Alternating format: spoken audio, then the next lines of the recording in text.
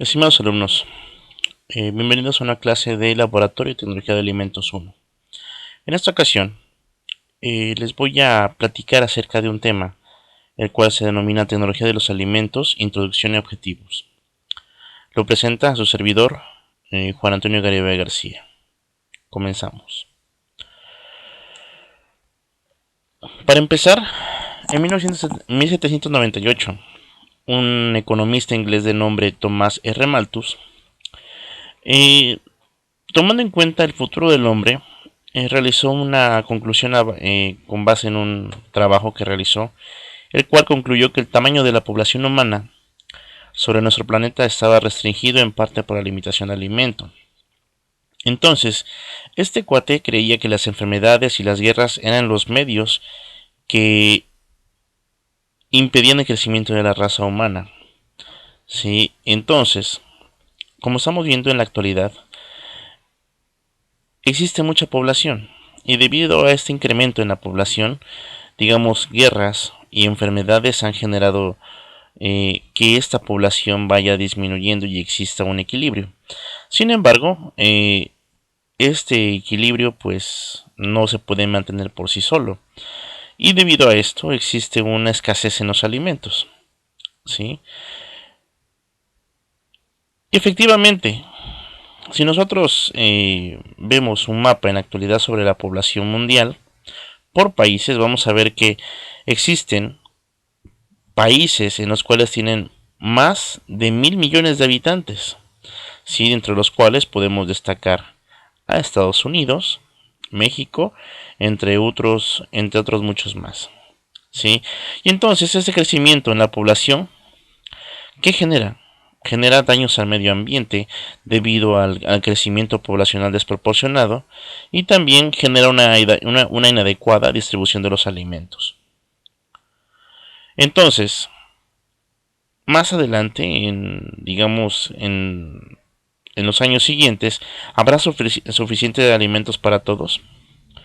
Para empezar, en el 2007 existían más de 20 millones de personas que carecen de seguridad alimentaria, esto según la FAO, en la cual dice que la situación en la cual todas las personas tienen en todo momento acceso a los alimentos seguros y nutritivos que necesitan para mantener una vida sana. ¿Sí? Y esto es lo que vemos en la actualidad.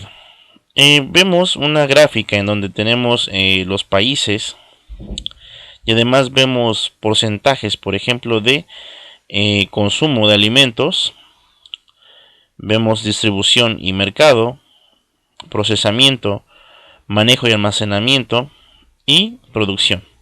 Y vemos cómo por ejemplo, cada uno de estos países tienen altos porcentajes de consumo, ¿sí? Y, por ejemplo, vemos cómo América del Norte y Oceanía tiene 61% de consumo de alimentos y solamente el 17% de producción.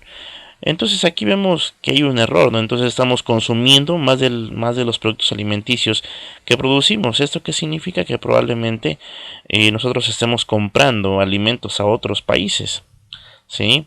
Y vemos, por ejemplo, en el caso, digamos, totalmente opuesto, como a África al sur del Sahara, vemos como hay 39% de producción de alimentos, pero solamente el 5% de los alimentos se consumen por parte de la población.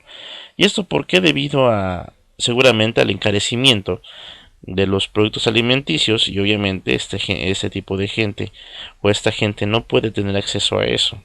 Sí, y esto ha traído algunas enfermedades como desnutrición, marasmo, kwashiorkor, entre otras muchas más. Y además vemos cómo en la parte de abajo existe un porcentaje de proporción del total de alimentos disponibles que se pierden o se desperdician. ¿Sí? Y vemos, por ejemplo, en el caso de América del Norte y Oceanía, 42% de los alimentos se pierden o se desperdician. Es bastante, ¿no?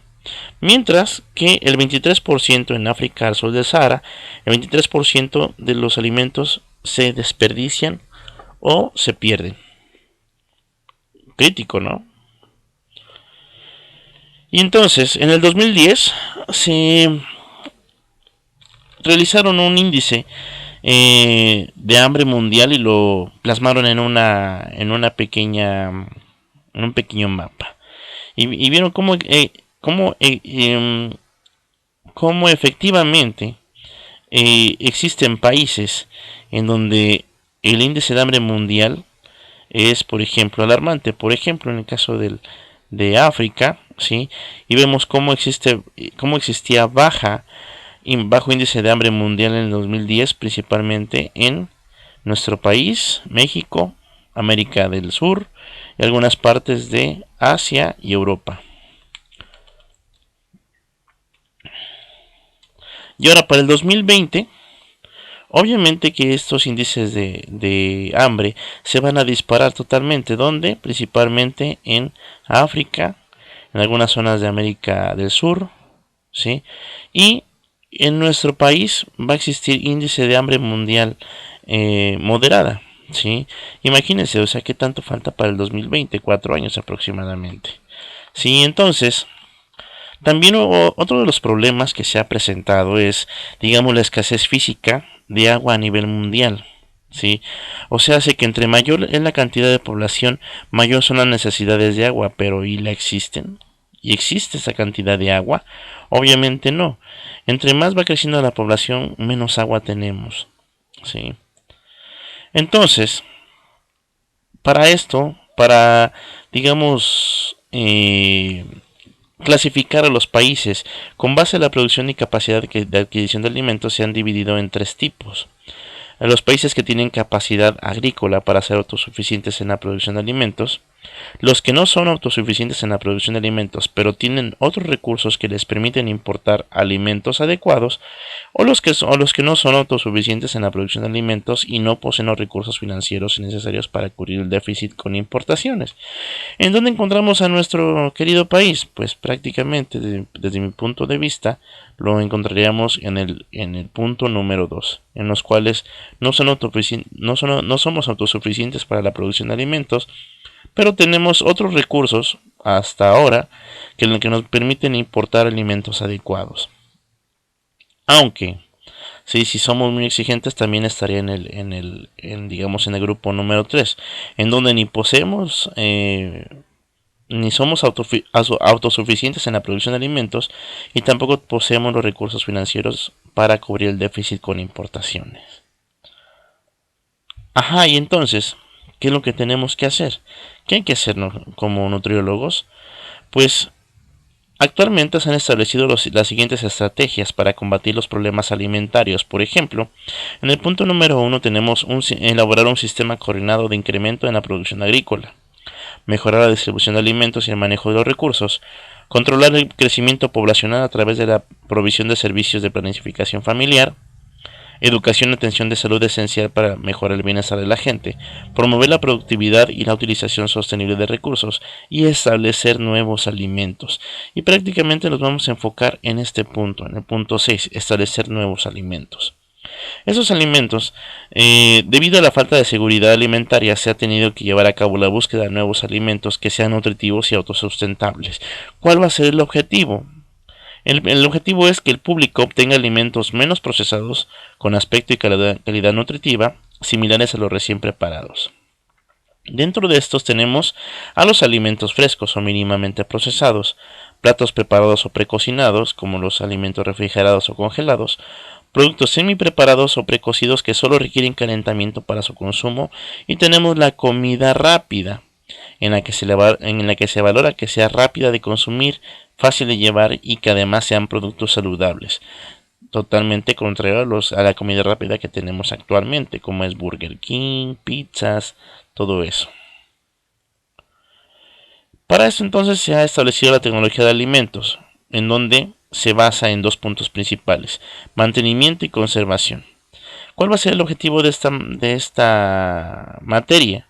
Es la búsqueda de tratamientos alternativos térmicos y no térmicos de conservación, con el fin de conseguir productos más sanos, con mayor vida útil y a la vez ofrecer al consumidor alimentos con un mínimo de procesamiento.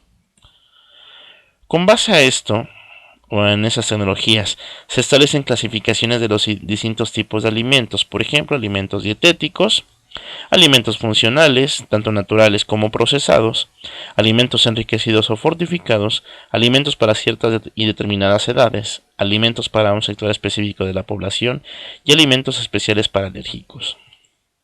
Los alimentos funcionales, estos van a ser alimentos que contienen un componente o nutriente o no nutriente con efecto selectivo sobre una o varias funciones del organismo, con un efecto añadido por encima de su valor nutricional y cuyos efectos positivos justifican que pueda reivindicar su carácter funcional o incluso saludable. Y dentro de esos tenemos a los naturales y a los procesados. Por ejemplo, a los funcionales tenemos al ajo, brócoli y nueces que contienen grandes cantidades de ciertos macronutrientes que son importantes para nuestra salud. También el aceite de oliva es un alimento funcional natural, ya que se obtiene por parte de la aceituna. Y tenemos los alimentos funcionales procesados, que son alimentos que contienen macronutrientes esenciales, pero que son transformados mediante alguna tecnología como puede ser fermentación, calentamiento o entre otras cosas. Por ejemplo, la margarina con fitoesteroles, zumos enriquecidos, yogures probióticos o cereales fortificados. Tenemos a los alimentos orgánicos, que son alimentos que se publicitan como aquellos que cuidan tanto la salud de los consumidores como el equilibrio del medio ambiente en que se producen. Se consideran más saludables y más seguros, pues son libres de pesticidas. Sin embargo, son más costosos. Tenemos a los alimentos transgénicos, ¿sí? O alimentos genéticamente modificados, en los que en esos alimentos han sido manipulados genéticamente, eliminando o añadiendo genes de la misma especie o de otras especies distintas, como por ejemplo la papaya Sunset, que es una papaya transgénica. ¿Sí? Pero ¿cómo se fabrican los organismos genéticamente modificados? Por ejemplo, a partir de una bacteria se aísla un gen para explotar una o varias de sus características. Por ejemplo, puede ser alguna toxina para combatir alguna plaga. Posteriormente, este gen que codifica para la toxina para la plaga se integra en el gen de un fragmento de ADN de otra bacteria para poder ingresarlo en el maíz. Y obviamente este maíz al entrar en contacto con la plaga, obviamente la plaga va a morir debido a que el maíz va a tener toxinas. Sí, y hay mucha controversia debido a estos alimentos genéticamente modificados, porque hasta la fecha no se han encontrado ciertos daños a nivel de fisiológico por el consumo de esos productos. Y también tenemos incluso animales que son genéticamente modificados, por ejemplo, el ganado vacuno, que tiene grandes cantidades de actina, o también sintetizan altas cantidades de hormona de crecimiento, lo cual genera que estas vacas estén grandes y estén más corpulentas. Todo esto con el objetivo de obtener mayor cantidad de carne, ¿sí? Y también tenemos, por ejemplo, a los pollos. Ya ven que en los mercados, si se han dado cuenta, luego están los pollos con unas piezas muy grandes, y esto es debido a algunas hormonas que se les dan a los pollos para poder incrementar el músculo, ¿sí? Entonces vamos a tener también dos tipos de alimentos, orgánicos y transgénicos. Si vemos, por ejemplo, existen diferencias. Por ejemplo, los orgánicos son libres de pesticidas, antibióticos y hormonas sintéticas. Contienen más nutrientes que los alimentos convencionales, incrementan los niveles de salud e inmunidad y no dañan al medio ambiente. Sin embargo, los transgénicos tienen ADN manipulado en laboratorios, ¿sí?